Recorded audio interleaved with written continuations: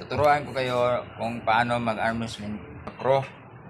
Pero sa akin, sa nakasanayan ko, ganyan lang sa akin, oh. Ganyan lang. Ganyan lang sa akin. Tsaka sa pro, ganyan sila, oh. Ganyan. Ganyan sila. Kaya maggamit sila ng strap. Pero sa akin,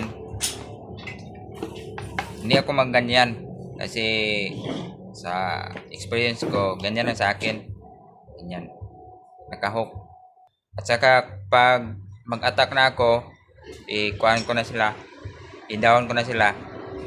Sa pro, pag ganyan, pag hindi nila makuha sa ganyan, ibabalik nila. Ganyan ulit.